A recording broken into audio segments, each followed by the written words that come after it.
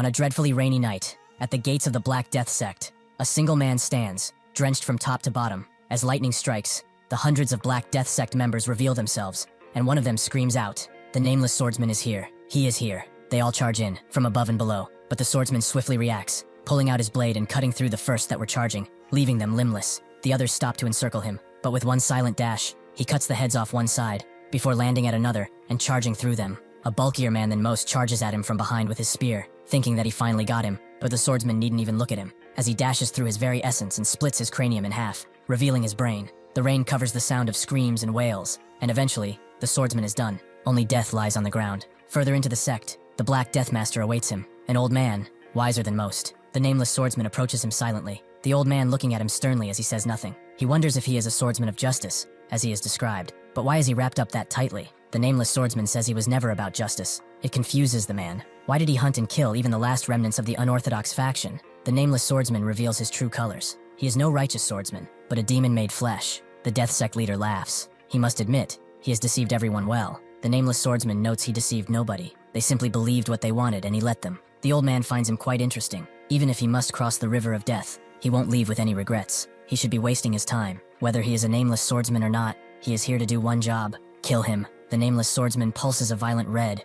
as the old man's blade glows a more stable blue, and as soon as another drop of water falls on the ground between them, they charge at each other. The rain becomes more violent because of the wind, and as it continues pouring, the Nameless Swordsman is the only one leaving the once great Black Death sect. Some time passes, and in a mountain where the blossoms fall year-round, where blood has been spilt, a combination of a bunch of sects has gathered at the gates of another sect. One of them wonders if this is truly the Manhwa sect. The monk begins to pray for their souls, and another believes that this is the work of a demon who dared to drench this beautiful mountain in blood. That's when they see someone approaching them. It's a member of the Manhwa sect, his blade broken, his clothes in tatters, claiming that the sect was wiped out. The people are glad to see him, but before he says the next part, they are wiped out by just one man. Suddenly, the last member of the Hua sect is annihilated, his hands and feet flying in the air, the blast creating enough force to blind the others. One of them demands that the attacker show himself at once, and he does so slowly. He recognizes every sect here: the Shaolin, Wudang, Qingcheng, and Namgung. They have gathered in quite a crowd, it seems. The Wudang leader demands silence, and also to know his identity,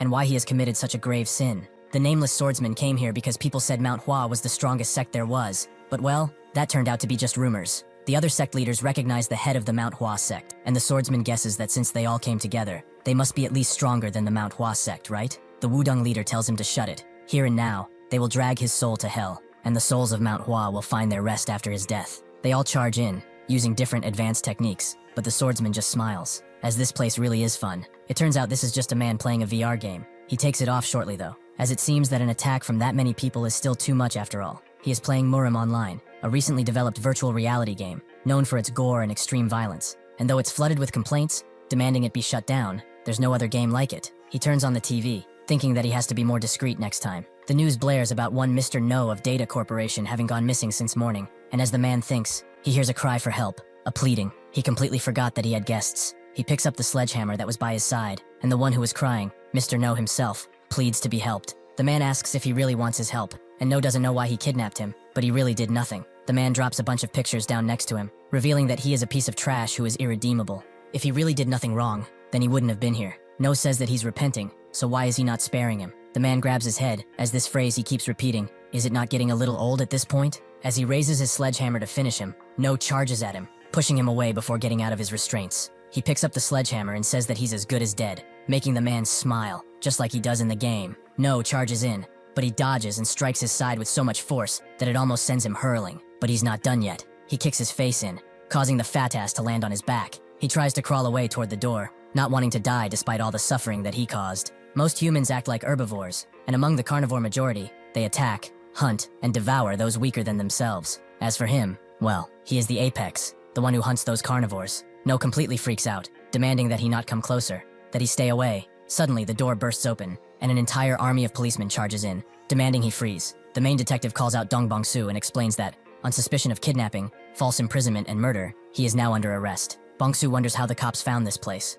and the detective tells him to freeze, as these are live rounds in his gun. Looking at this situation, Bongsu thinks it's similar to the one in the game. He asks if he's aware that this man killed a total of 6 women, tortured them, took pictures while doing it, and then killed them. The corpses behind him are all the same, most of them murderers, or worse. These men are with less than animals. They are carnivores that hunt people for sport, and he is the one who hunts them. Does he not get it? The one he should be shooting isn't him, but this fat bastard behind him. The detective wonders what he should do then, because all he sees now is a psycho who kidnaps and kills people. Bong-soo laughs. He thought talking to a cop wouldn't amount to anything, and he was right. He suddenly swings his sledgehammer backwards, and the detective demands he stop, but Bong-soo completely shatters No's head just as the detective shoots. Bong-soo knows he's dead, but if he gets another chance at life, he hopes it's filled with beasts he can kill as much as he wants. A place like that Murim game. As the bullet penetrates his skull, Bong-soo's entire being recalls his memories, his dying wish, and suddenly, he wakes up shocked, as he was definitely shot. An older, plainly dressed man is over him. He was certain he died, but he's alive? Bong-soo just looks at him,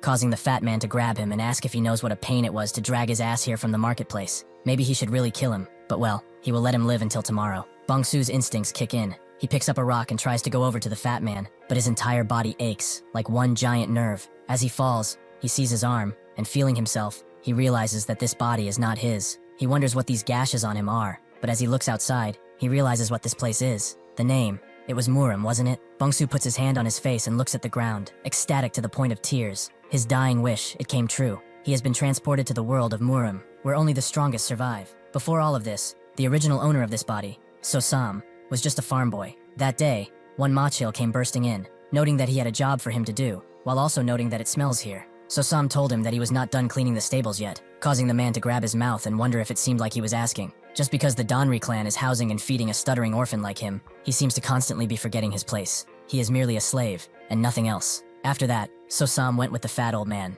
Dong-o, with the merchant thinking that it would be Machil who would come. The fat man noted that he was like that sometimes. Machil is at the Phoenix Tavern with that scamp of his, having a drink, or perhaps more. The merchant didn't care either way, but wondered if it wouldn't be tough to carry all of this in only 2 people. Dong-o laughed, as right here, he has a perfectly good carry horse to use. So-sam coughed as he tried to recover from the punch, and Dong-o asked what he was doing. He should get to carrying those weapons. That's when Dong-o also realized he had plans at the tavern, so unfortunately, he will have to do all of the heavy lifting today, so he should work hard. The merchant pitied So-sam, but there was nothing he nor So-sam could do. With that, he got to work on himself, carrying all of the blades in a barely sewn together tarp, which eventually came apart because of the blades, forcing So-sam to carry it like a dog. The merchant congratulated him, but he should really be resting now, as he looks like someone who is on the verge of death. So-sam, who was completely exhausted, both physically and mentally, said he was fine. As he walked, he wondered if he truly wanted to continue this pathetic life of his. Unfortunately, he accidentally bumped into a larger man, and before he could even apologize, the man punched him squarely in the face and began beating him down. So-sam, in his last moments, wondered where it all went wrong. Was it when his family died in the typhoon, and he was the only survivor? Was it when he knocked on Danri's family gates just to survive? Perhaps it all went wrong the moment he was even born in a place like this. Bong-soo wakes up, body still sore from the beating, and makes his way toward the water the horses were drinking. So-sam was the name of this kid. He had a really shitly life. This seems to be the stable from those memories. In that case, So-sam really got beaten to death back then, and he has entered his body. Besides that though, he should be focused on this thing next to him, the status window from Murim Online. As he walks with a bowl of gruel in his hand, Machil wonders why he's the one who has to do work like this. Is he the only one in the entire clan who can clean up that bastard's mess? It's his fault, as he should have gone straight to the stables after work, and not walk around foolishly. It was just his luck to run into Peng Dorang, a guy famous for his rotten temper and violent nature. He damns his fate for having to clean up after such a pathetic little worm. He, the great Machil. Perhaps should he just kill him for real? But no, that's too risky. If he gets caught, it will be his head on the chopping block. He kicks the stable doors open and throws the gruel at So-sam's feet, asking why he had to survive and cause him so much trouble. Bong-soo smiles. It has been 2 weeks since he has awoken into this place. In that time, he gathered the following information about this guy and the outside world. First, the people here use Chinese characters, but this is not China. That is because of martial arts, which are fantastical techniques, once thought possible only through fantasy. People flying around on blades and moving faster than light itself. That is what these people are training for. In this world, the martial arts of fantasy are real and breathing. It's like a real-life version of Murim Online. Secondly, he has this status window and system. What's certain is that this Murim Online status window actually works, and it appears that only he can see it. At first, because of this window and the existence of martial arts, he thought he was still inside of the game, but this is an undeniably real place. The people of this world have their own emotions, and they move as if they are alive, like any living organism would. This brings a question though. Is he a human or a player? As he closes the status window, Dong-o comes, noting that it seems he is living the good life here, while some of them got a major chewing out and even got punishment because of a certain idiot. He's been waiting for this, hasn't he? Suddenly, Bong-soo rises to his feet and finishes the remaining gruel he had in his bowl. Dong-o believes this is disrespect, but as he goes to slap him, Bongsu breaks the bull, creating a sharp shard that he lodges directly into the fat bastard's neck. He has claimed his first kill in this world, and tells him that the kid he once knew, a pathetic worm, died long ago. Dong-o tries to resist, but Bongsu just raises the shard in his other hand, and begins to cut into his flesh again and again, making his pig blood spray out again and again widely, creating a shower of red. Bongsu feels the warm sensation on his skin. It does not matter if he is a human or a player at this point, just as he thought. This place is reality, the great law of this world. Something he felt from this bastard and Ma Chill is that the weak are prey of the strong, and the strong are revered. If it is a place like this, he can hunt to his heart's content without having to hide his true nature. There are people like him, no, even more monstrous than him, that are surely roaming this jungle they call a society. As soon as this body recovers, he will continue the hunt. In here, the land of the strong and the weak. In here, in this new Murim, he will start a new life. As Dong-o's body rots in the dirty stables, Bongsu looks at it without much emotion in his eyes. Usually a guy like him would not even be worth hunting, but there is one thing that he needed to confirm. He opens up his inventory, but it feels different. The inventory in the game was a slot-based system, with one item per slot. But this one is just a large, open space, it seems. He puts his hand through it, and feels just how massive it is. A couple of 100 square meters, perhaps? He looks at Dong-o's body, and remembers how it worked in the game. He puts his hand over the pig's face and thinks of storing it in the inventory, making his body immediately disappear inside, along with all of his blood. This is an incredibly useful ability. He can surely use this. But if he can store a body, can living things go in too? And if they can, will they still be alive? Well, he will have to experiment just a bit more, it seems. As night turns to day, Bongsu continues his duties, trying to play his part, and he sees how the people here are walking, their mouths clean, but their words betray only lies and unnecessary thoughts. He feels someone come from behind, but doesn't react. Ma Chill slaps him across the head, having heard that he'd become mute. Bongsu plays it off, and Ma Chill tells him to stop slacking and go take that horse for a walk. Bongsu bows, still faking that he is mute, and Ma Chill wonders what he's supposed to do with a guy that can't even speak properly anymore. As Bongsu walks around the market with the horse, he analyzes everyone, how they dress,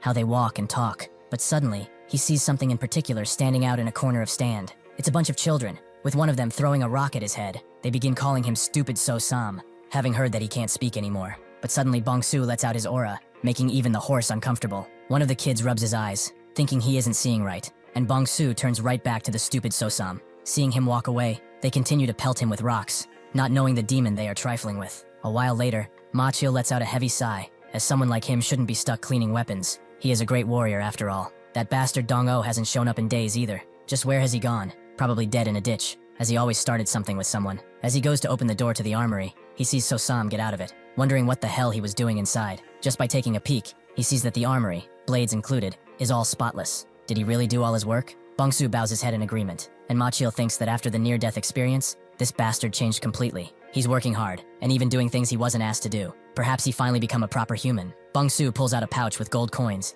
and gives it to Ma Chill, who begins laughing hard, as he finally learned how the world works. He pats him on the back, telling him to keep up the good work, and walks away hiddly. Bongsu can't help but smile, as he doesn't even realize that the pouch is his fare for the afterlife. Ma Chill walks happily across, instead of bowing his head every day. One also needs to know how to be flexible like this. Since his pockets are full today, instead of Eng, he will go see that other feisty vixen he's been hearing so much about, Chozian. He makes his way to the Phoenix Tavern, where the doorman greets him warmly, not expecting to see him again today. Ma Chill immediately tells him to get Chozian, and the doorman wants to get him Eng at first, but then here's what he says, and he is rather shocked by his request. The doorman doesn't know what to do, and in response, Ma Chill shows him the money, which makes the doorman immediately note that if he waits in the room at the end of the second floor, his choice will be there right away. Ma Chill waits impatiently for Chozian to arrive, and eventually she does, making him think that Aang cannot even compare to her beauty. She crouches down and pours him a drink, and as he enjoys her company, a familiar eye appears in the cracks of the walls. It seems that somehow, Bongsu has made his way into the walls themselves.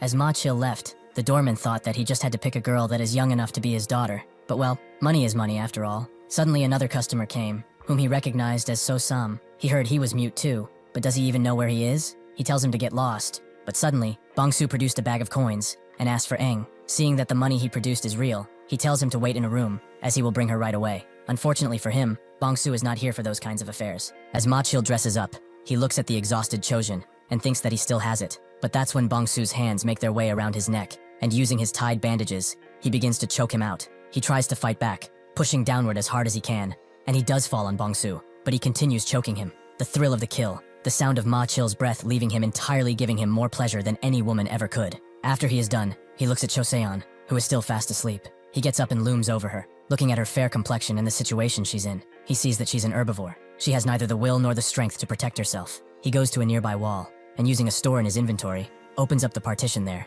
allowing him to move freely between rooms. It's a good thing he practiced this, as it will be a great help in his future hunts. He opens up his status window, and just as he expected, he has gained a few experience points. It seems that killing people is what gives him this, and with enough experience points, he can level up, which will make him stronger, and being stronger will make it much easier to hunt. If hunting becomes easier, he can get experience faster, meaning that in this world, he can become infinitely strong. Truly, what wonderful gift he has been given. After relishing in his situation, he looks down at Ma Chill and puts him in a portrait, thinking that it's a real shame there are no cameras here. Outside of the rooms, Eng finally arrives, tired from all the running she did to get here. The doorman asks what took her so long. She should hurry up and go inside. The customer may be mute, but his money sure as hell isn't. She immediately does so, apologizing for making him wait so little. And now the doorman moves on to more pressing matters, as Ma Chill hasn't come outside yet. Are they trying for a child in there? He clears his throat and gently knocks on the door, noting that a lot of time has passed, so they should both come out, as they need some rest. Seeing that nobody is answering, the doorman thinks that they are willingly ignoring him, and just as he is about to storm in, angry as all hell, he hears a blood-curdling scream coming from inside. He opens the door immediately, seeing Cho Zeon in a state of shock, and above her, something that makes him fall on his fat ass, the lifeless body of Ma Chill, whose corpse has been strung up. Anhui is in the north, where the Huai River flows, and in the center, the Yangtze River flows, forming an expansive plain. This land has been known since ancient times for its rich, fertile soil, and the intersections it had with many lakes and rivers, which allowed commerce and trade to bloom. Where money gathers, though, thieves and ruffians are bound to appear just the same. As hordes of bandits and villains from the unorthodox faction ran rampant,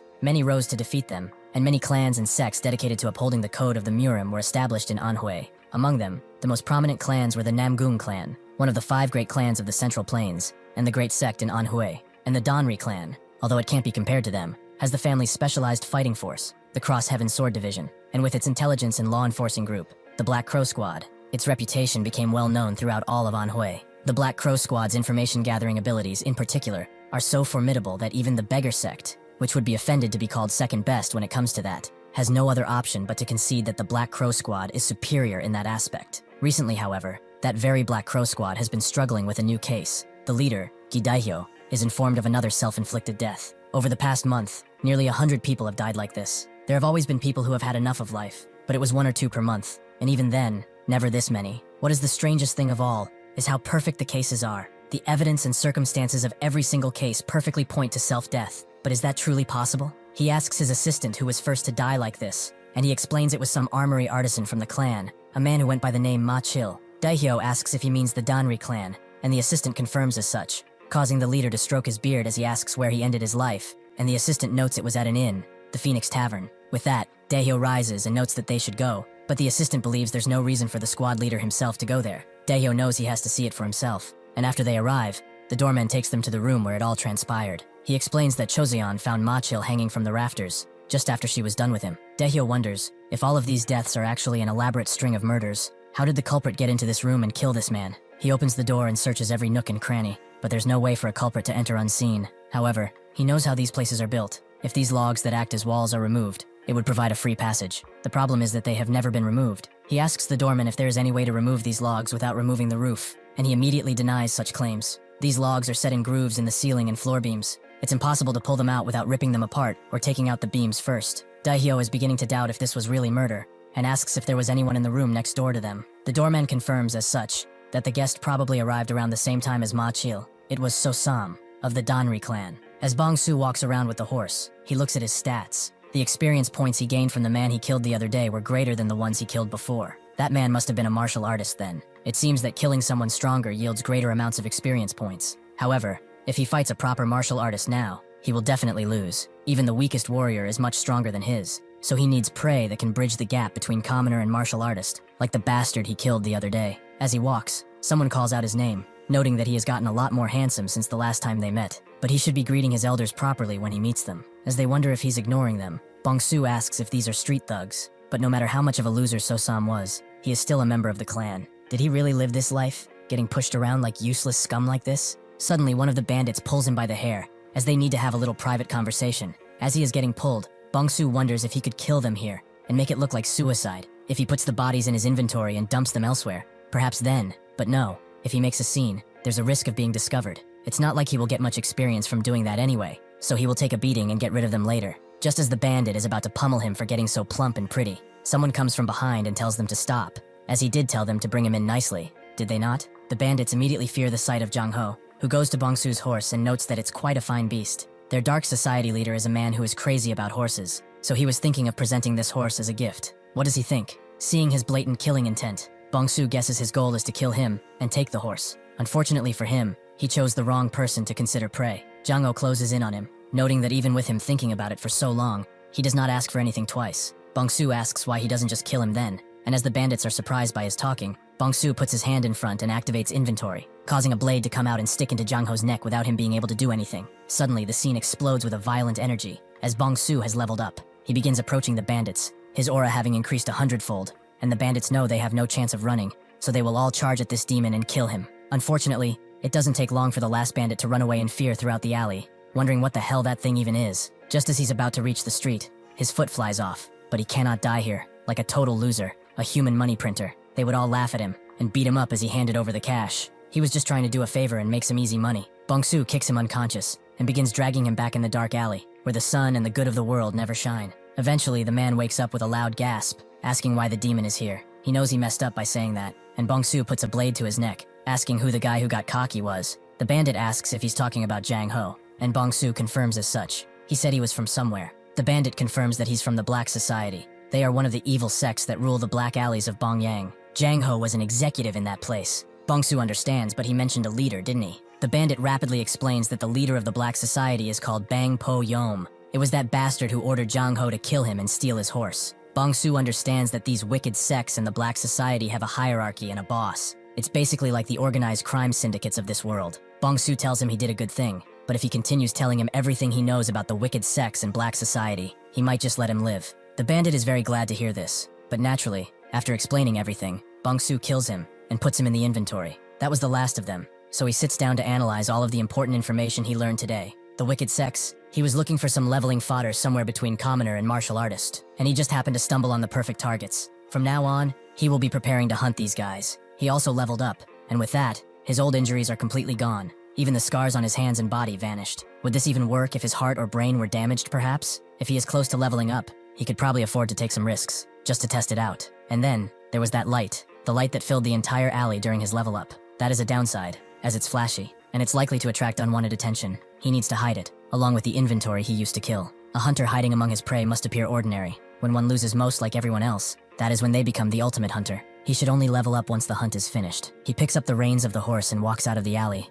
thinking that if Zhang Ho had been more cautious or stronger, he would have been in trouble. It seems that his mute camouflage isn't going to be enough anymore. He must get stronger fast, without anyone knowing, by killing more powerful beasts. Just as he is done thinking that, Daehyo puts a hand on his shoulder and asks if he is the one who killed Ma Chil, immediately imbuing his hand with chi. Just before this, Bongsu encountered a critical system error. Proceeding with the game will be difficult, but possible. He got it just after reaching level 2. In fact, the cause is probably him. He should not really exist in this world, yet the game system is running alongside him. This friction was bound to cause some kind of issue. But then again, isn't the fact that he's here the ultimate error? Since he had no reason to dwell on it, he closed that tab and went to the main interface, where he saw that the stats, which were once just question marks, were now gauge bars. Perhaps it's another error, or maybe it's because reality can't be quantified like a game. He opens the skill tab, revealing all of the skills, like slash, thrust, block, and strike. Common passive skills granted to every player upon creating a character. But what about this Spirit Eye skill? He has never seen it before, and there's no separate description either. Just what could it be? Suddenly he met the activation conditions,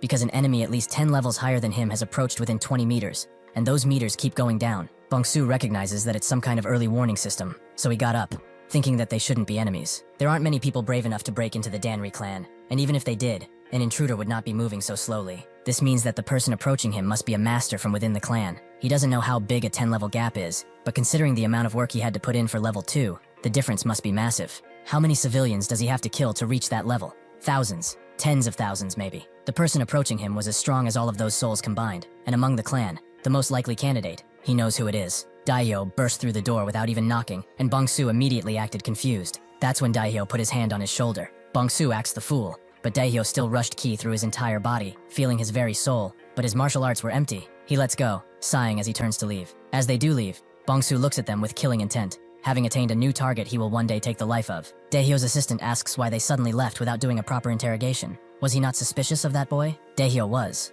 That's why he infused chi into his body to check his pulse. If he had practiced even the most basic martial arts, there would have definitely been a trace of it at least. However, he was empty. Not a single drop of internal energy was in him, and he was just an ordinary kid who had never touched a martial art. He begins to wonder if those people truly were not murdered and really did it to themselves. If this really is a plague, how many lives must it claim before this comes to an end? On this night when the moon shone brighter than ever, and contrary to what Daihyo feared, the suicide plague had vanished from this city, and instead, a new kind of slaughter began to permeate throughout the city. On another of these moody nights, where the rain falls mellowly, inside a tavern, two friends talk over a drink, one of them asking if he's heard the news. The other friend asks if he's talking about the Nameless Hero, as everyone is talking about him these days. The first friend notes that it's Lord Nameless Hero. That man is busy slaughtering all those wicked sects. The other friend tells him to keep his voice down, or someone will hear him, but the first friend doesn't care. Half of those high and mighty wicked sects, like the White Tiger Hall and Red Wolf Clan, have been wiped out. The other friend tells him that there's still one left, the Black Society, and if they hear him, it won't end well. The first friend notes that their time is coming soon too. Their great Nameless Hero is going to smash them into pieces. Bong-soo walks out of this tavern, having heard the ramblings of this drunken man, but it does not matter to him. He makes his way through the gloomy night, right in front of his next slaughter. The guard positioned at the gate is having a bit of a snooze, but his supervisor silently approaches and knocks him on the back of the head, asking if he really is sleeping. He should get it together, as he doesn't know the Nameless Hero is on a rampage as they speak. He's already wiped out 3 of their rival sects. They are the only ones left. Hearing him not answering, the supervisor gets mad and goes for another slap, but the guard is already beheaded, his blood painting the wet ground. The supervisor sheepishly tries to draw out his blade, but he knows that it's too late, and his head slowly falls to the same level as the guard he just berated. Bong-soo looks at them for a bit before opening the gates, walking in without worry. Suddenly though, a flurry of arrows appears, and he dodges, seeing that the entire sect is waiting for him. One of them notes that they knew he should show up in the night, just like the rat he is. They all stand still for a moment, even the rain seemingly stopping as both sides prepare to strike. As soon as it thunders again, the sect attacks all at once, jumping on Bong-soo from all sides, but his blade suddenly becomes as red as the blood of his enemies. As he activates the sweeping of 1,000 armies, he unleashes a slash so wide that he takes down a few dozen men at once, before continuing his rampage through their ranks. The warriors look back at one of their stronger warriors for support, who charges in with his mighty spear, vowing to take his head. But Bong-soo grabs a lower-ranked warrior and smashes him into the higher-ranked one, before piercing both of them with his thundering blade. Seeing him focused on unleashing as much pain as possible, a mighty warrior comes from behind, charging in with another spear, but Bong-soo just looks at him, not even removing his blade as he uses inventory, cutting the man's cranium in 2. As Bong-soo is distracted by watching this man die, another comes and actually manages to pierce him, making Bong-soo fall back on the ground. He finally got a hit on him. He was carving up his boys like he was carving through bread, so he thought he was some kind of malevolent beast. But after all, he is just a human, isn't he? A human whom they can kill, as they have done thousands of times. Instead of despairing or pleading for help, Bong-soo removes the sword fragment stuck in him, and also takes off his hat. The leader is confused now, and a little afraid, as he shouldn't be laughing.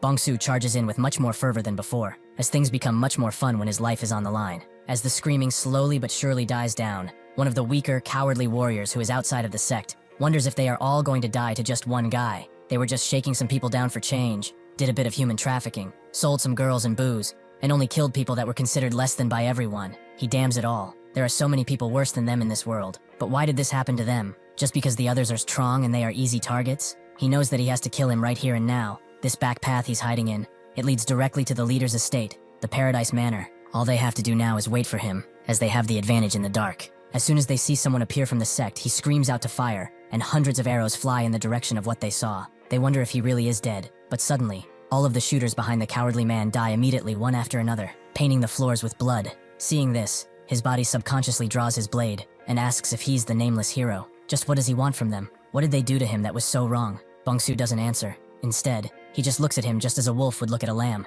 The man can barely let out a few more words as Bong-soo cuts off his head. After all, the only thing he yearns for is their lives. He has left the entire sect in shatters. Their bodies are the only thing remaining, and the leader of the Black Snake sect, Bang Po-yom. First, he went after the White Tiger unit. While he did level up thanks to killing Jang Ho, he was still weak compared to the Black faction members, so he decided to lure, ambush, and even set them on fire. Those were just a few methods he preferred. By the time the White Tiger Unity leader became alarmed by the situation, more than half of his men were already dead. In the process, the officials and townspeople gave him and his killing spree the title of the Nameless Righteous Swordsman. After obtaining this new mask in the shape of a title, it became even easier to dispose of the unorthodox factions. When he killed the White Tiger Unit leader, he reached level 5, and also gained his first active skill, Qinggong, and the Three Forces sword art. He was very happy, as finally he was able to face the Black faction members in a confrontation. Around the same time, children started playing games mimicking the Nameless Righteous Swordsman, and the Red Wolf Gate was erased from this world too. The only unorthodox faction still standing in Bongyang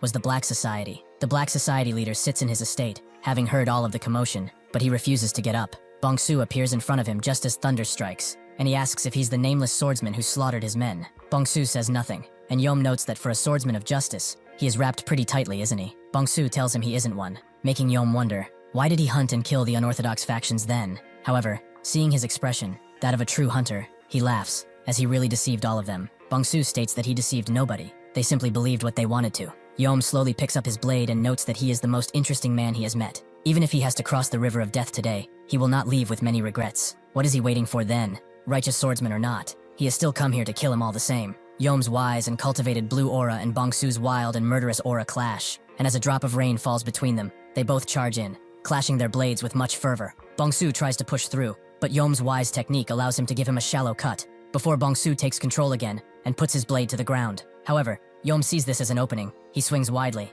Bong-su thinks that the blade is too short and won't reach, but he is actually struck, forcing him to twist his body around and fall back, so that his arm doesn't get completely cut off. Even so, his wound bleeds a lot more than any normal wound would, and as Yom previously thought, his body is not in perfect condition. He rushes in again, clashing his blade in Bong-su's with increased confidence, who notices that he's only targeting his injuries. At this rate, he will definitely lose. So even if he has to sacrifice his flesh, he has to win. Yom sees him thinking, and asks what is riddling his mind in the midst of this fight, and Byung-su rushes in with the three forces sword art. But this is exactly what Yom was waiting for all this time. He suddenly reveals a whip sword that completely encircles Bong-su's hand, and before he can react, cuts it off. That seems to have been quite effective. Indeed, it's his first time facing a whip, isn't it? Bong-su, however, doesn't give up. He kicks Yom in the gut using Qinggong, making the old man crash into his home. Unfortunately, this isn't over, as right in front of Bong-su's eyes, thousands of snakes appear in the air, combining into something of incredible proportions, a serpent made entirely of qi. Yom cannot lie. He finds it peculiar, as he does not hesitate to use his own body as bait. That is not the way of a martial artist.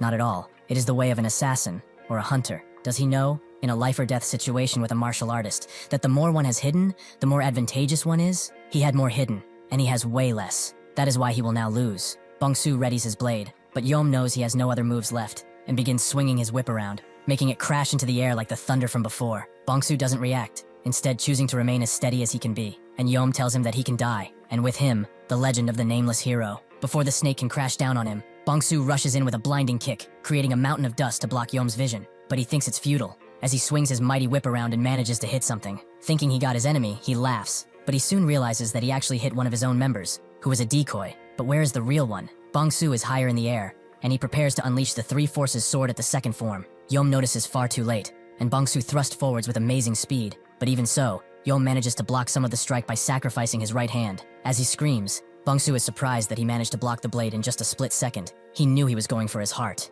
Yom screams out, as this is not over yet, and rushes his whip right in front of him, forcing Bong-su to pull his blade out. Yom, however, does not let him. He grabs his blade as tightly as he can. Bong-su, however, uses his inventory and unleashes a torrent of bodies around Yom's blade, blocking its impending approach. As he falls on his knees, Yom thinks that he did not expect to see such a thing. Does this mean that he's not out of things to show him yet? Unfortunately, Bong-su is nowhere to be seen, only the corpses of those he used to lead. He swings his whip around in frustration, creating a tornado of blades as he screams out that he is a true lunatic for using corpses in a fight. Suddenly, an arrow flies towards him, and Yom barely has time to dodge it, but he continues screaming out, telling him to stop with the dirty tricks and face him. Suddenly, another arrow appears from behind, which manages to cut his skin. He begins to finally understand the situation he is in. He is just the prey here. He, the great Bang Yom, seeing something suddenly move in the dead of night, he swings wildly, managing to hit the shadow, but he realizes immediately that this was just another corpse. He lets out one final scream of frustration as Bong-su's blade rips his heart in half, his comrade screaming his name from hell.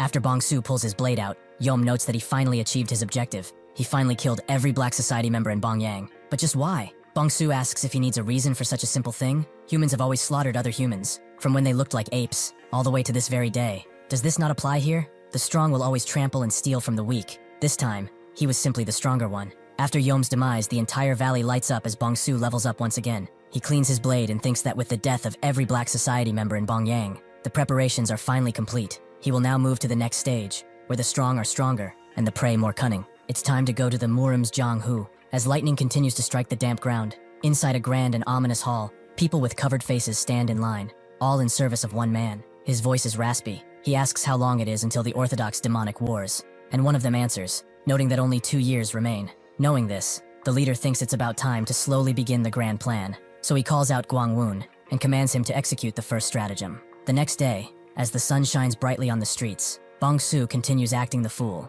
walking his horse. But he overhears 3 friends talking about the nameless swordsman, how he finally wiped out the black society, causing the merchants and courtesans to be in an uproar. They never thought he would actually clear them out. The first friend thinks that they should call him the nameless righteous swordsman now, since he did so much. But the third friend is not so sure about this. Even if he is a hero, is it really okay to just kill people like that? The first friend tells him to shut it and think about what those bastards have done up until now. Chewing them up alive wouldn't be punishment enough. They truly deserve to die. The second friend explains that neither the government nor those so-called orthodox faction sects ever cared about commoners like them. In the end, the nameless swordsman was the only one to step up. The third friend finally relents. It's true, if not for him, who would stand up for them? The first friend runs out, calling out the nameless swordsman, wishing him a prosperous life for driving out the black faction. Seeing this, the 2 other friends begin to cheer with him throughout the street. And soon, everyone begins to do the exact same thing, joining in a celebratory dance. Bong-su feels nothing at this, and thinks it's finally time to leave this place. That night, as he returns to the stables, the system warns him about a high-level enemy inside. He slowly opens the stable door, seeing Daehyo, and next to him, the head of the Danri clan, the flying heavenly demon sword, Danri Cheonwoo. He immediately bows down, wondering why they are here, and Cheonwoo walks up to his horse, noting that it's about time to say goodbye to him. Bong-su watches suddenly, seeing that he's actually levitating. He notes that on the coming full moon, the second daughter of the Namgung clan head is getting married. Daehyo asks if he's sure about sending his cherished horse as a gift, but Cheonwoo states it's already decided. If only he could send one of his children too, he would do even more than this. Daehyo asks if it's for a marriage pledge, the 9 bows ceremony. Cheonwoo thought he was pretty clear. Is it not easier to cross a stream by laying down 2 logs instead of 1? Daehyo notes that the Namgung clan might not want either of them, making Cheonwoo realize that this is why he called him here. He doesn't care which methods he uses, but he will make it happen no matter what. After finishing his intimidation, Cheonwoo tells him to depart immediately tomorrow, as he has much to do. He will also take this bowing one too. He is needed to handle the horse. After the clan leader leaves, Daehyo watches as Sosam gets up and dusts his clothes, a part of him still suspicious. The next day, as Bong-su prepares for departure, he wonders what he must do to learn proper martial arts. He tried to recreate martial arts based on the movements of the family warriors and leaders, but it was nothing more than an imitation. The worst option is to learn from a secret manual, and the best option is to learn directly from a master. However, becoming the disciple of someone right away is not an easy task. He has already reached the age of 18 in this world, and he heard that it's not easy to learn martial arts at this age. However, the situation worked out well, as he now has access to the Namgung clan. As one of the 5 great clans of the Central Plains and a family with absolute power in Anhui, there will surely be a way here, along with much stronger prayer. After the entire Black Crow unit has finished assembling, Danyo is informed, and seeing Sosam there too, he asks who has not arrived yet. One of the soldiers explains that all are gathered except the young master and the young lady. Daehyo grits his teeth in anger. Ganghai is probably at some tavern with some woman, and Hui hates traveling with subordinates, so he will follow later. With that, he gives out the signal to move out, but he suddenly detects something nearby and tells everyone to stop. After a torrent of dust pops out of a tavern, Daehyo sighs heavily, as this surely is Ganghai. He is the eldest son of Cheonwoo, a martial arts prodigy with outstanding comprehension and talent. In terms of skill, he lacks nothing to enter the Namgung clan as an outer disciple, but unfortunately, his character is the problem. He is a frivolous fool who is fond of alcohol and women, so bad rumors will always follow him. As he goes toward that tavern, thinking that he's surely beating someone, a surrounding green energy crashes through, along with Ganghai, who is completely defeated. Bong-su's system warns him of a powerful enemy, and Ganghai tries to threaten his enemy, but he doesn't care, and strikes again. This shocks everyone, except Bong-su, who knows that this is a master, and it's one of overwhelming skill. As the master presses his heavy foot on the air, Daehyo demands he halt this instant. The master asks who he is and unleashes his aura, forcing everyone to stop in their place. Daehyo introduces himself sheepishly, and explains that the person he is currently tormenting is the young master of the Danri clan. If he does not remove his foot, he will not be able to stand idle anymore. Seeing this, Bong-su thinks they don't know who he is at all, an unknown man even to the Black Crow unit leader, who knows everything about the Anhui Murim. He is definitely a master who came from the outside. With the people they have here, they would never be able to defeat him. At least they will not die, as no lion pounces with full force just to kill a bug. The master cleans his ear and asks what the Danri clan is, perhaps something sweet to eat. Daehyo will not take this insult to their clan, but the master truly does not know. Is this Danri clan of theirs something sweet, or perhaps something he should trample on? Daehyo has had enough. He raises his blade forward and commands his men to charge in to save their young master. The foolish men do just that, but the master does not move. He instead unleashes a flick so mighty that it crashes through everyone's mind. And as soon as he is hit, Daehyo realizes this is the soul chasing the lying butterfly. Daehyo now knows who he is, and the master is impressed that his eyes are not completely useless. The old man standing before him is none other than the soul-chasing poison hand, Tang Wu. The 20 strongest people in Murim are the 2 gods, the 3 monsters, the 5 pinnacles, and the 10 greats. The supreme master of the Sichuan Tang clan, and one of the 10 greats, is the soul-chasing poison hand, Tang Wu. For those who have offended him, when they become spirits, they cannot escape his poison, even after death. He is one of the top 20 masters of the Murim. That scoundrel of the Danri clan has caused a big incident. If he has offended someone of Tang Wu's stature, depending on the circumstances, this might be the Danri clan's end. As he wonders how this will end, a jade beauty comes out of the tavern, calling Wu grandpa, tells him to let it go. They are country folk who do not know better after all. Hearing this, Wu's expression immediately changes, and he notes that this should be enough for him to realize how vast the world is. But to think, a descendant of the Orthodox faction, drinking and causing a scene first thing in the morning. With his temper, he would want to take at least a hand, but he cannot bring himself to be so cruel. When he wakes up, they should tell him that if he keeps hitting on random women, he won't live out his natural lifespan. Daehyo, who is still awake, nods and thanks him for his mercy. With that, Wu takes out all of his poison and thinks that they should go, but suddenly, his eyes lock in on Bongsu, whose eyes are completely void of any emotion. He tells Hua to stay here a moment, and Bongsu realizes that he's coming towards him too. But why? Hua asks what he's doing, but Wu just wants to ask something of this child. Bongsu wonders what it is, and Wu asks what his name is. After not answering, Wu demands to know what his name is again, proving that he is not fooling around. Bongsu still does not answer, and Daehyo explains that he is but a horse handler who cannot speak. Wu wonders if he really is mute, and Bongsu realizes that he is evaluating him now. It's as if he's looking at something precious.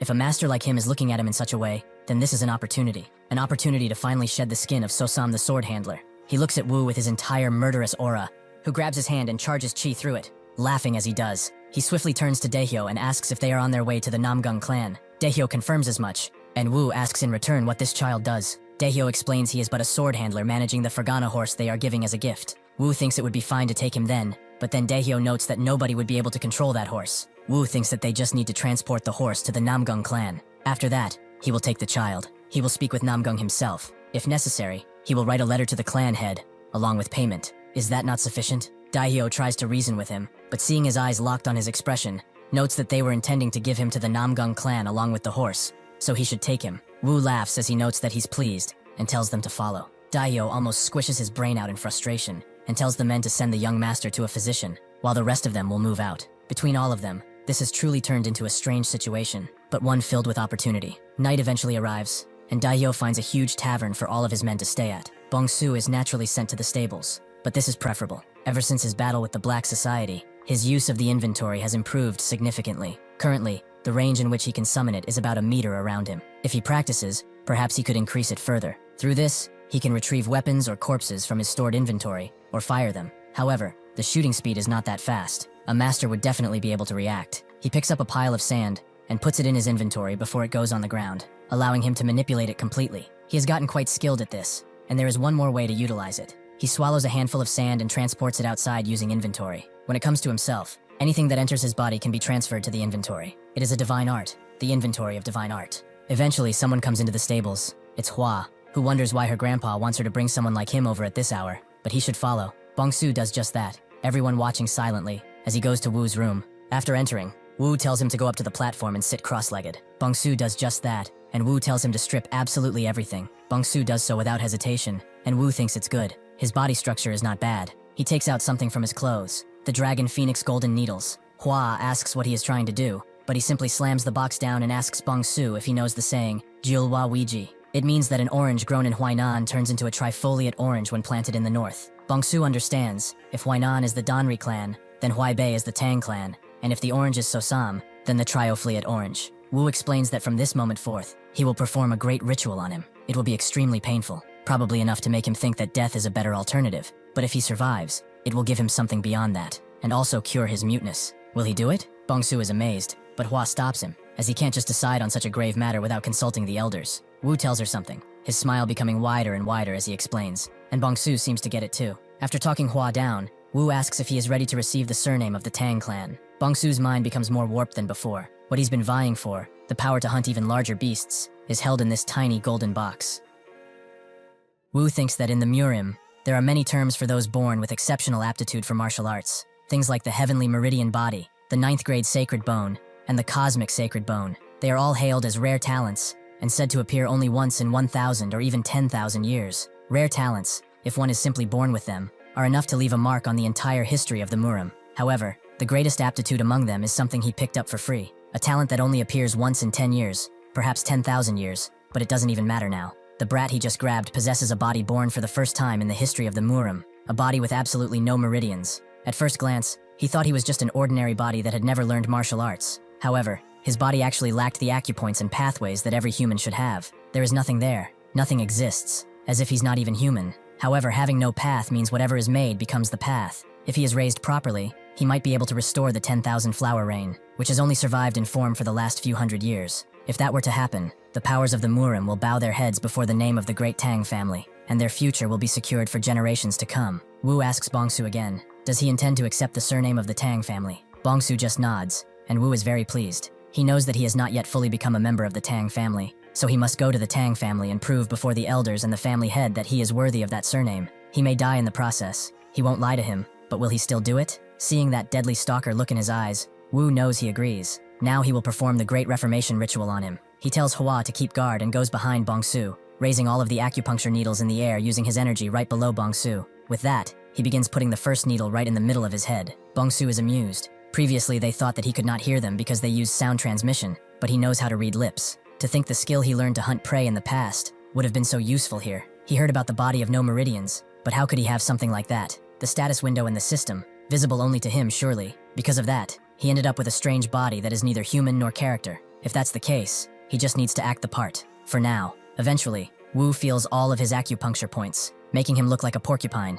He thinks that this is a body that will never be seen again in this world. Even though these are temporarily created acupoints, there is no blockage in the flow of qi and blood. In fact, his qi flows several times faster than that of ordinary martial artists. This is truly a great talent for the ages. However, he will need a contingency. He suddenly pulls out a box, and from within, a goo made from thousands of other goos. He picks it up gently on a stick, and thinks that he cannot let others steal this precious body. He will insert this goo to prepare for any contingencies. This little worm has one job. If he cannot possess Bongsu, then he will tear him into shreds so that nobody else can either. With that, he begins removing the acupuncture needles from Bongsu until daylight rises. After the ritual is over, Wu explains that from now on, he is not of the Danri family, but a member of the Tang clan, the greatest family in Sichuan. His name will no longer be that of a horse handler. He is now Tang Sam. He shall name him as such. Bongsu acts normally, bowing his head, but as he says yes, a wicked grin permeates his mouth. Hua, who has fallen asleep at the door, doesn't even notice as Sam walks out. He makes a bit of distance from the room he was in, and then, using his inventory, gets the insect planted into him, right into his palm, and crushes it, leaving him with a wicked grin. The mute Sosam of the Danri family is now gone. Sam of the Sichuan family now lives with this. He will ascend to even higher planes. On a night with a full moon, a certain branch leader is having some fun with a woman, seemingly ignorant to the fact that there is an assassin right on top of them waiting to strike. The woman notices, however, and tells him as such, so the man gets out of the way before he can get attacked, leaving the woman to die. He can't believe this. This cannot be. Blood got on his silk robes from the west. This is the worst day ever. Does he have any idea how expensive these are? He is mad now and demands to know who the assassin is, but he says nothing. After all, he is no longer a man, just a weapon to be used. The assassin then uses a technique and crashes it over the branch leader. Suddenly, the branch leader pulls out one of his blades and crashes it into the assassin's attack. This makes his eyes widen, however, as unfortunately, he is weak as hell. He pushes the assassin away before spinning into him and slashing again and again. The assassin does manage to get out of the way of the blast, but the branch leader then unleashes 1,000 attacks at once, all flying through the air. The assassin, however, just concentrates his chi into his blade, and then begins whipping the flying attacks away from him, creating a permanent shield. The branch leader recognizes this technique as the ink light killing sword. He asks Mad Cloud if it's really been 10 years. The assassin, Mad Cloud, explains that it's been 9 years and 191 days actually. The branch leader laughs and sits down, noting that he definitely is Mad Cloud, seeing as he remembers such trivial things. What brings the 18th Cloud all the way here in person? Mad Cloud tells Ash Shadow that orders have come from higher up.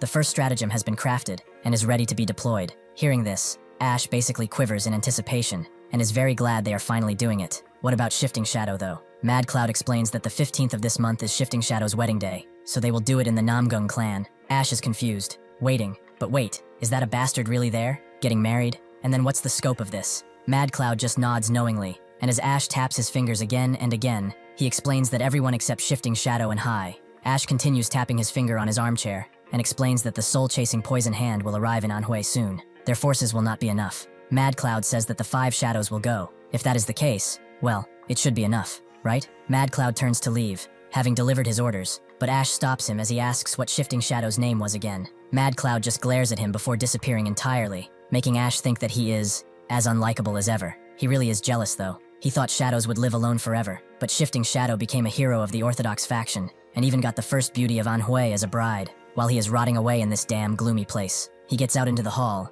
and with a snap of his fingers, summons one of his aides. He tells him to clean the room, and get rid of the filth on the bed too. Additionally, he will kill all the guards who are on duty today. The man simply accepts, and disappears once again. The branch leader looks on at his pavilion, which is the heavenly demon divine. He is the branch leader, the naked silver demon Paga Hyul. His expression is bored, like he is waiting for something, but suddenly he smiles, as now it really will begin, and there will be tons of fun to be had. Eventually, Wu's group and everyone else arrive at Anhui, with Wu surprised that they have arrived sooner than expected. Bongsu is glad that he is finally at the place where the Namgung clan reigns as masters. Anhui, much larger than he expected. Naturally, festivities are happening all around Anhui, and some beggars are at the doorstep of a pavilion begging for at least a lump of rice to share. The guard immediately tells them off, saying, "Do they have any idea what they're asking for? They should get lost before he has to deal with them." The beggars keep begging, noting that even just leftovers are good, but the guard just kicks them away. Suddenly, the young master arrives and asks what this commotion is. The guard tells him it's nothing to be worried about. Some beggars are at their doorstep, making the festivity look bad. After seeing him, the people around begin to talk. That is the star of this banquet, Du Heo. He is very tall and handsome, just like the rumors. And besides that, he gives the beggars a hand, surprising even them. He tells the guard to share some food with these people as well. There is still some time left before the wedding, so there must be leftover food, and quite a large number at that. With that, he leaves, and the people keep talking. He is a rising star. That is a different breed indeed, to have such character along with his martial arts. He can see why the Namgung clan's daughter fell for him. The other man agrees to travel the Jianghu alone, and eventually defeat the Yin-Yang twin demons. That is a big feat. Who would have known that a young wanderer would defeat two demons who rampaged throughout the Jianghu for decades, and become the son-in-law of the Namgung clan? The first one to speak notes that there are rumors that the martial arts of the Thunderblade Emperor, the greatest under the heavens, 300 years ago, is what he used to defeat a demon. Suddenly, someone bumps into him, and the man certainly tells him to watch where he is going, but it is someone they immediately recognize as the soul-chasing Poison Hand, who simply pushes them aside, not caring to punish him now,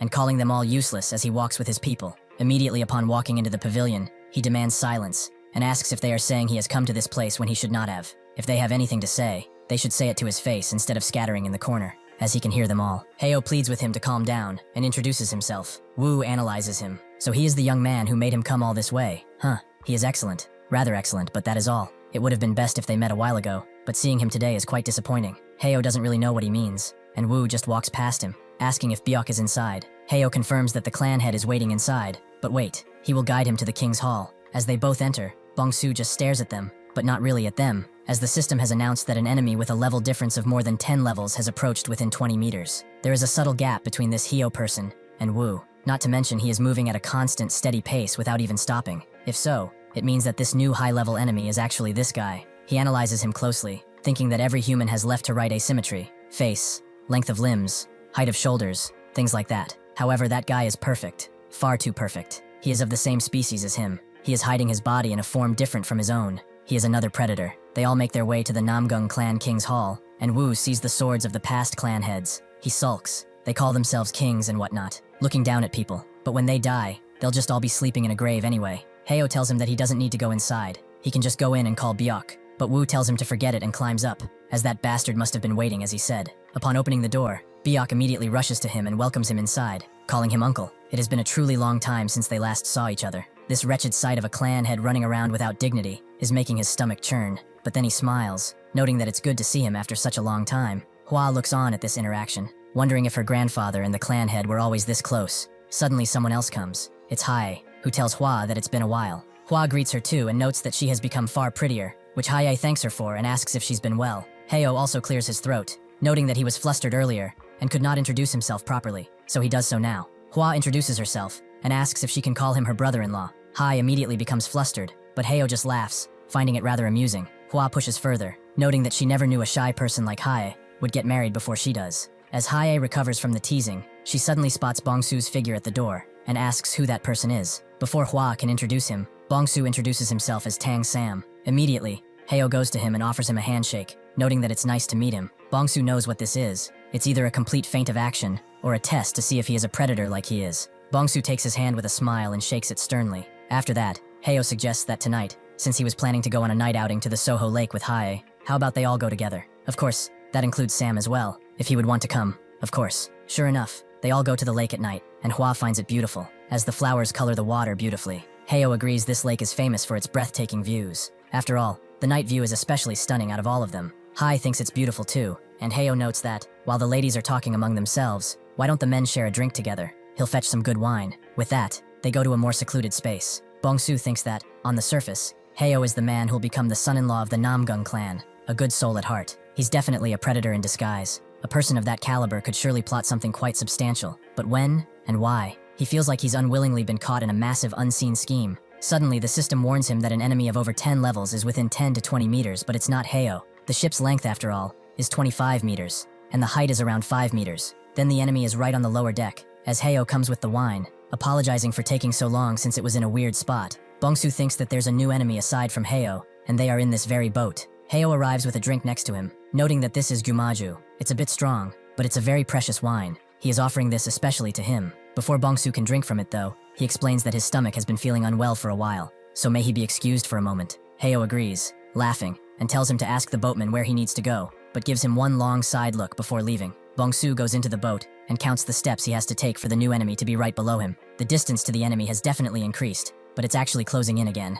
It's not just 1, 2, or even 3. It's actually 4, including Heo. That's 5. There are currently 5 enemies on this ship who are over 10 levels higher than him. He steps outside, looking on, and thinks that if their goal was something like kidnapping Hai, they would have definitely done so already. Since that cannot be the case, it's highly likely that their target is actually the Namgung clan itself. He also does not know how large the gap between him and these enemies is. For 4 such people to secretly infiltrate the Namgung clan, it means that they are probably already overthrowing it as they speak. He is basically caught in between a rock and a hard place. By his side is Tang Wu, and ahead of him are the enemies of the Namgung clan. A truly nice dilemma which he will take joy in unraveling. As the boats keep flowing to the water, a few guards made their patrols, but one soldier asks their squad leader if they really have to do this. Isn't going all the way to the waterway a bit much? The squad leader grabs his head and asks how he dares to talk back to him. Is it that hard to just follow the waterway, check it, and then come back? The guard knows that he just finds it pointless, but the squad leader tells him to stop thinking. The wedding is coming soon. It would not be strange to check 2 or 3 times over, so they should go before he smashes their head in.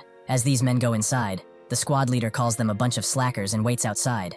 A true man should be on the battlefield, swinging as he cuts down his enemies' heads, but he has been given this squad leader position, which is extremely boring. If only some enemies showed up, it would be a lot more entertaining. As the 2 guards go in, one of them notes that the other guys are all eating well and drinking, but they are forced to go through these gutters like rats. He turns to ask the youngest guard what he thinks, but that's when Bong-soo appears behind him and blows out his candle. Using the darkness, Bong-soo immediately cuts one of them, cuts the youngest up using a meticulous strike, before rushing in. The only thing that can be seen or heard is him dashing through the water before he kills the other guard too, making 3 victims in the span of a few seconds. After a while, the squad leader gets bored, thinking that these guys are taking too long. Perhaps they are slacking off again. He grabs a torch too and goes inside, thinking that he will beat the daylights out of them if they are slacking. As he walks to the waterway though, he spots a floating arm and immediately recoils. He screams out for the others, calling for them, and reluctantly makes his way further inside, where he is met with a horrifying sight. All 3 people that he sent in, the guards, were really young and had their whole lives ahead of them. They are now strung up like puppets and made into an example of horror. Bong-soo wonders where that hand went, since he needed it for the aesthetic, but then he notices the team leader and realizes he was just missing an arm. He will not throw away this opportunity either. Surprisingly, the team leader immediately jumps at Bong-soo, seemingly not afraid of what he did, only furious. He unleashes a barrage of strikes that Bong-soo is forced to block, as this guy is much stronger than he ever anticipated. After another clash, they break apart, splashing at their feet. As the team leader recognizes him, he is the guy who showed up with a soul-chasing poison hand, isn't he? He came here as a guest, so why in the 7 hells is he doing something like this? Bong-soo doesn't respond at first and then says, "It's for the sake of the Namgung clan, of course." The team leader doesn't believe a word of it. He tore away his warriors and skewered them like animals, and he calls that doing it for the Namgung clan. He shouldn't even think of dying a painless death. He will make sure he suffers. He begins using the Heavenly Wind Sword Arts, first form, and in turn, Bong-soo activates the 3 Calamities Sword Arts, second form. With that, they charge at each other, creating a brilliant cascade of light that makes the water at their feet surge around from the sheer force. After this powerful double attack, they break apart again, and the team leader unleashes a bunch of ranged strikes, which flurry around Bong-soo, hitting him not gravely, but enough to push him back and diminish his HP greatly. With this opportunity, the team leader charges in once again and manages to cut off a few of Bong-soo's fingers. He laughs maniacally, wondering what he is going to do now without his blade. Suddenly though, another blade appears out of thin air and begins cutting his head off before the team leader dodges the strike with a millisecond to spare. He stumbles back into the dark corridor, wondering what the hell just happened. He clearly saw him drop his blade, so when did he get another one? If he had been a millisecond slower, his face would have been torn off now. Just what kind of sorcery is this? Before he can think about it more, Bong-soo charges in once again and unleashes a left horizontal slash, The team leader defends against it, but just as he's about to clash his blade against Bongsu's, it disappears, and Bongsu is allowed to move behind him. The team leader doesn't understand. Again, that sword vanished. Before he can turn around fully, Bongsu unleashes a heavy kick to his face, smashing him through the wall and jumping after him in the glistening night. The team leader thinks that he is dead, but just as the blade is about to take off his head once again, Bongsu falters and falls to the ground roughly. The team leader understands that he is limited, doesn't he? That slash from earlier actually worked, didn't it? He pushed him too far. He begins laughing hard, as he got scared for nothing after all. Bongsu gets up slowly, shakily. He has taken way too much damage, and his HP is extremely low. One more hit and he is gone. However, his XP bar is almost full. If that is the case, there is definitely a way for him to get out of this. He charges in at the team leader once again, who thinks that he must have a death wish or something, and unleashes the Heavenly Wind Sword Art's final form, the Heavenly Wind splitting the sky. He unleashes a bunch of calculated, methodical strikes that barrage Bongsu, noting that he must be trying to take him down with him, but he won't have a single chance. Indeed, Bongsu is going for the kill, but before he can, the strikes converge on him, taking off both his hands and a leg, allowing the team leader to move in, and roughly smash his head into the ground with his foot. He twirls the blade in his hand, calling him an absolute buffoon. Did he truly think he could take on the great Gosangong? Since he wished for it so much, he will grant him the mercy of death. However, his eyes widen, as he sees Bongsu smiling and a blue light coming out of his mouth, the same light that appeared when he summoned his blade. The team leader realizes that he screwed up, but it's too late. Bongsu summons the sword from his inventory, which heals itself inside the team leader's head, roughly killing him on the spot. With that, he actually levels up, and the system immediately gives him all of his HP back, regenerating his body whole, with an incredible light that permeates throughout the entire sect, even in the deepest parts of it. After that, Bongsu completes his masterpiece, a testament to his insanity and skill. At the same moment, in the Danri clan, chaos erupts as expert martial warriors systematically take it down. Danri Cheonwoo, the head of the Danri clan, who has fought bravely up until now, looks on at the chaos around him, at his clan falling into pieces. Suddenly, a larger, predator-looking man appears before him, not even getting into a defensive position. The clan head just asks who he is, and why he is there, but before he can finish, his head is cut in half, killing him on the spot. Mad Cloud tells one of his subordinates to go ahead and contact Hyol, and tell him that the Danri clan is annihilated. Hyol himself is done with a woman he found somewhere else. Judging by her clothes, she was probably from the Danri clan. Well, she left a bad taste in his mouth for nothing. He should have just killed her on the spot. A messenger appears before him, and he understands it's over already. That Mad Cloud sure knows how not to have fun. However, the Namgung clan is weird. That light is not something they anticipated. There is no way Byun-Yang would send a signal this loud and flashy. Could the Namgung clan have found out about their plan somehow? He tells the messenger to block all the roads leading to Anhui immediately, and then commence on the first stratagem. Eventually, the guards find Bongsu's art piece, which reads as follows: "When the moon is full, the emperor will fall, and he who walks slowly shall become king." Bayok is there too, and he looks at it sternly. He does not know who would do such a thing, but one thing is certain. Someone is targeting the Namgung clan. The wedding is fast approaching. They will increase the number of guards and make them take double patrols. If they spot anyone suspicious, they will report it to him immediately. As he walks away, he begins to decipher the contents of this cryptic message. Emperor refers to their clan, and when the moon is full, likely refers to the wedding taking place on the night of that full moon. But who exactly is he who walks slowly? His face becomes full of indignation and a keen sense of fear, as he wonders what on earth is happening to their clan. The next morning, this is a very volatile topic among the clan elders. One of them screams as he smashes his fist into the table, noting that he's been saying this all along, but this is clearly a setup. This is Namgung Jun, leader of the Azure Sky Sword Unit. It has not even been a year since Heo joined this clan. How can they suspect the man who is to become their son-in-law based on some bizarre and macabre writing? The entire Murim will laugh at this clan if they continue to think like that. After a bit of silence, Namgung Yin, leader of the Boundless Sword Unit, tells him that his opinion differs from that of the leader of the Azure Sky Sword Unit. They must focus on the 8 characters left by the intruder. Anyone can see that the characters for walking slowly point to the name Heo. It is clear even to a child. Jung demands to know what he just said, but Yin continues. The intruder secretly infiltrated the great Namgung clan and killed their warriors in plain sight, leaving behind a message with an undeniable meaning. This means the intruder's goal wasn't just to infiltrate the clan, nor to kill someone or spy on them. Did they not all see that flash of light last night? That almost encompassed the entire clan. They sent a blindingly strong signal, as if to show off, and then vanished like a ghost. Jung doesn't understand him, so he is saying they should arrest Heo over a frame-up by an intruder that is not even confirmed yet. That would smear the prestige of their clan for good. What if this is a setup?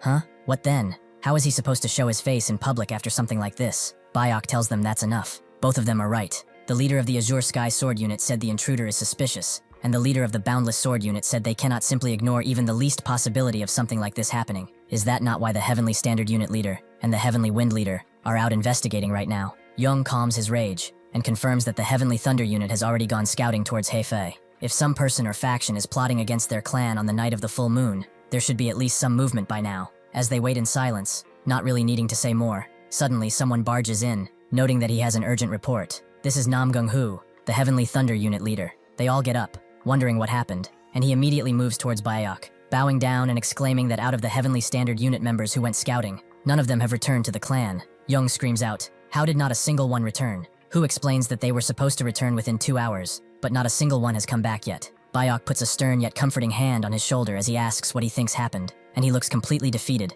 and lowers his gaze in shame, exclaiming that the Namgung clan seems to be entirely surrounded by enemies. This revelation hits them all like a truck, and Jung stomps over asking, "What? And by whom?" However, Bayok was foreseeing this. The 18 water channels of the Yangtze River are probably being used, but now they have a treaty with them, and they are a naval force that cannot move inland. Then Hu's report says the inland direction toward Hefei is surrounded. Jung screams, demanding to know what faction in Anhui has the power to surround their entire clan. Does an organization with that kind of power even exist in the first place? It makes no sense. Yin, however, his face filled with despair, says no, there is one place, just one, in all of the Murim that has the power to surround their clan, the Heavenly Demon Castle. Somewhere nearby, Bongsu recites the message he sent. When the moon is full, the emperor will fall, and he who walks slowly shall become king. He repeats it again, with a hint of genuine amusement on his features. The next morning, Bongsu meditates, concentrating his pathways and reliving the fight from yesterday. He can see it perfectly and clearly, allowing him to dodge the strike that made him lose so much HP in the first place. Even this was close.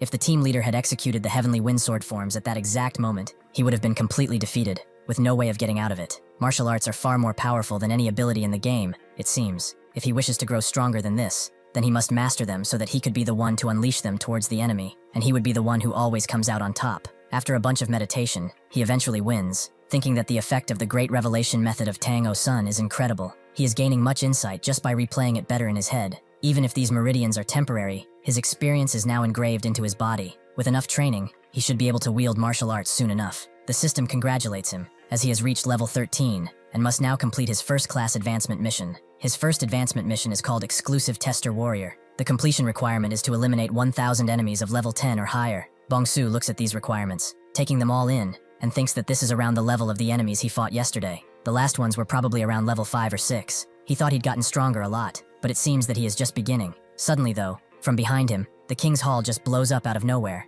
and chaos begins to arise throughout the clan. 10 minutes earlier, Heo looked on at the massacre Bongsu left behind with a clinical eye. He walks around, thinking that everything has become complicated after that flare went up last night. Security tightened a lot, and the number of guards increased as a result. He must inform the shadows at once. However, the leader of the Boundless Sword Squad immediately stopped him, asking where he was rushing off to. Heo is surprised to see him out at such an hour, but just bows down, and knows that he heard there was a strange light nearby earlier, so he came to check it out. Yin, not being able to hide his indignation, asks what he found. Was it truly an intruder signal? Heo can see that the martial warriors behind him are already with their hands on their blades, ready to strike. He takes his silence as an answer too. He has nothing to say because he found nothing. He will come with them to the Imperial King's Hall, and they will not take no for an answer. With that, the Boundless Sword Squad leader walks away, forcing Heo to follow. However, he refused. He just sighed, noting that he quite liked this vessel. That's when the Imperial King Hall blew up, shocking everyone. With this distraction, he will charge, activating the Lightning Emperor sword technique on Yin, a tremendous thunder strike that sends him crashing into the ground and draws people from all around to see what's happening. They can see their new young master in front of the Boundless Sword Squad leader, who is still alive but extremely shaken, even with a surprise attack. He took down someone like him in a single strike. This is not Heo. This is not a normal martial artist. Who is this man standing before him? Seeing Heo approach Yin with such unrestrained intent, a servant rushes in, asking Heo what he is doing. Before he can even touch his shoulder to look at him, Heo just cuts him apart right in front of everyone, causing a stampede as everyone runs away, thinking that he has gone mad. Yin wonders who in the hell is this guy. The man wearing Heo's body refuses to tell him, as he will die anyway. There is no need for dead men to tell tales. He rushes in with an incredible strike that is faster than even lightning, but before it can eradicate Yin, Wu appears, sitting on his arm, already penetrating one of his acupuncture points, demanding to know what he thinks he is doing. Heo tries to strike back with sheer power, but Wu meets it in kind. Bongsu watches from a slight distance. He has seen this exchange since the beginning, and as expected, Wu intervened. He begins pushing the needle further into his hand, making Heo recoil with power, as the poison slowly begins to seep inside of him, and forcing Heo to unleash all his martial prowess to defend against it. Wu takes out his needle from his hand, and Yin thanks him for saving his life. Wu just notes that the Murim really has grown into a cold place. To think that a son-in-law would strike his in-laws in the back like this. Heo just laughs, taking off the upper part of his clothes, and asks if not everyone is a scoundrel like that. As another explosion occurs behind him, Wu explains that he has never been one to use many words before acting, but he'd better confess his true identity and what is going on while he's still being civil, because he can be much less civil. Heo sees what he's doing. This is the secret butterfly internal art he has heard so much about, huh? He'd like to fight him right now. However, he might not have the time. Bong-su can see it too. This guy is planning to run. It is strange enough that he is alone, but it seems like he's been looking for something this whole time too. Suddenly, Hua appears next to Bong-su, wondering why her grandfather is there, making Bong-su's eyes widen. If she is here, it means that Heo must have been looking for her, right? Sure enough, Heo smashes his feet into the ground, noting that he found her, and Wu blocks against his aura, asking if he is that determined to see death. Heo completely ignores him and begins throwing his blade at the same time. Bong-su rushes towards Hua, and Wu unleashes the full brunt of his might, sending the needles flying towards Heo. Wu did not expect him to throw his sword mid-battle, but then he sees who it was thrown at, his own granddaughter. He screams out for her, telling her to get out of the way, but before she can even think of doing so, Bong-su rushes in, shielding her from the strike, which hits like a nuke, creating a gigantic crater where it hit. Wu rushes in, extremely worried, but his eyes widen as he sees Bong-su carrying Hua. It seems that he saved her. Bong-su gently hands her over, and Wu's hardened expression falters into that of a caring grandfather, thanking him for what he did. Above, Heo just laughs, as this is a rather lovely reunion. He should have brought something to drink while watching such a drama. Bong-su recognizes that he is strong enough to compete even with Wu. This guy is a true master. Heo notes that he would love to stay around here and chat, but they will meet again very soon, so he should wait for him then. Just as he is about to leave, a wave of recognition passes over him, and he looks at Bong-su, who can barely hide the glee on his face. Now Heo understands. He was the one, wasn't he? The person behind the pillar of light, and the one foiling his plans. He mimics his manic grin as he realizes that it was all his doing. He notes that they should meet again soon, and runs off. Wu would like to chase after him and end his life, but Hua takes precedence, so he stops himself and curses, as they've been completely and utterly had. That evening, Bayok sits in the king's hall, noting that only 4 people reduced them to this. A wave of regret washes over him as he realizes that all of Heo's actions, and even his marriage to Hai, were all planned from the start. All the messenger pigeons they sent to the Murim alliance were killed by falcons too, and now that their clan's defensive 3 emperors 9 kings formation is destroyed, they are like rats in a barrel. Yin arrives and notes that he would like to speak. Currently they have 3 options: run, fight, or send a messenger. Bayok tells him to skip to the third, as he knows just as well as he does that the first 2 are an impossibility. Yin agrees, and explains that sending a messenger means having someone report their current situation to the Murim alliance, and waiting for reinforcements. Considering the distance from here to there, it would take less than a week if they traveled at full speed. Bayok has thought of that, but who could break through their siege and make it all the way to the alliance? Yin says there is one person, an absolute master with movement arts, capable of breaking through a siege. Bayok knows he means Wu, but even for someone like him, breaking through the siege of so many alone would be too much, would it not? Yin swallows his sorrow at what he's about to say, and notes that they will use them, the only ones currently in the clan who are desperate to escape, the hundreds of wedding guests. With this in mind, Bayok invites Wu to speak that night, but Bayok is concerned about the child next to him. Wu explains that he has been granted the Tang family name. He is trustworthy, so he should pay him no mind and speak. Bayok understands and clasps his hands together in a pleading manner, telling him to please escape to Soho Lake with the wedding guests, and request reinforcements. Wu scoffs, as if they do that, most of them will die. The enemy's martial prowess is... He stops himself, sure he knows better than he does. Bayok confirms as such. If they take a boat from Soho Lake to the Yangtze River, they will be able to receive help from the 18 waterway strongholds of the Yangtze River. He has already launched all the ships and gathered the clan's guests and servants at the South Water Gate. Wu asks when they should depart, and Bayok notes that it should be immediately, today. Seeing the grim determination on his face, Wu leaves, noting that he will prepare, but Bayok tells him that when he leaves, he should take Hai along with him as well. He does not want her to see him fight that man. Wu stops and asks if that truly is all. Hearing this, Bayok's face falters completely, and notes that in this case, the Namgung clan is finished, because he's afraid they won't last even 10 days. Wu screams, calling him a crazy bastard. Does he think he would let that happen? Not while he, Tang Wu, the soul-chasing poison hand, is here. He should endure, as if their lives depend on it, for he shall return with reinforcements, 1,000 men of martial prowess. Bong-su recalls Bayok's defeated expression. It seems it was a good thing he saved Hua, to think he would hear the Namgung clan's plan firsthand, but this is a plan with many uncertainties behind it. Suddenly his meditation is interrupted by Hua, who wonders what her great-grandpa is even thinking. She quickly composes herself as she sees Bong-su and stands next to him, not really knowing what to say. This guy is pretty awkward, but she should say something. She sheepishly thanks him for saving her, and tells him not to get the wrong idea. Bong-su, however, drowns this all out and looks at her with an expression of pure contempt, as he does not care for her thanks, as Hyul watches from a distance. Heo comes along carrying a corpse, and Hyul notes that he didn't expect to see him here so early. Should he call him Heo now, or Shifting Shadow? Shall he hear his excuse, too? Shifting Shadow notes that he is speaking as if he has failed. Hyul asks if he is saying that he did not. 4 shadows died without achieving a thing, and above all, the fact that he is here right now means the first stratagem has failed. Shifting Shadow scoffs, saying he is wrong. The core of the first stratagem is for him to become a hero of the Orthodox faction, but just because he is standing here does not mean he cannot become a hero. Suddenly, his body shifts uncontrollably, changing his entire physique into that of a woman. He asks if this is enough. In this form, he doesn't even need someone like Hai. He naturally becomes the successor of Namgung. Hyul is impressed. He laughs, calling him a crazy bastard. That's good. That's very good. This changes everything, though. She is called the first beauty of Anhui for a reason. Truly beautiful to think he would get aroused despite knowing that he is a man. Shifting Shadow just looks at him for a solid minute and asks if he lost his damn mind. He, however, doesn't care if it's a man or a woman. If there's a hole, there's a goal. They begin clashing, their auras thrusting against each other. Shifting Shadow does not want to be diddled by this man, but suddenly, Falcon arrives with a message, and they stop. Shifting Shadow asks if it's from Water Shadow. He reads it, noting that it's just one character drifting, as he thought the ships had set sail. It's a shame, but he should get moving. What about him? Shifting Shadow notes that he is going to follow that hawk, and Hyul guesses he wants to go to Water Shadow. But why? He thinks it would be more fun to go to the Namgung clan. Shifting Shadow refuses, saying there is something more interesting over here. Hyul guesses he means Tang Wu, but even if he is one of the 10 greats, can he alone compare to the weight of the Namgung clan? He realizes it is about that light, isn't it? Did he find out who it is? He should tell him now. Shifting Shadow refuses and runs off, leaving him alone with his thoughts. Sure enough, a few short hours later, the wedding guests and Wu depart from the riverbed. They are naturally seen by a scout, who goes back to his supreme stronghold chief and confirms they have departed. She tells him to launch the ships, as they will give chase on the boats. This is the supreme stronghold chief of the 18 waterway strongholds of the Yangtze River, Water Shadow. Thank you for watching. See you next time.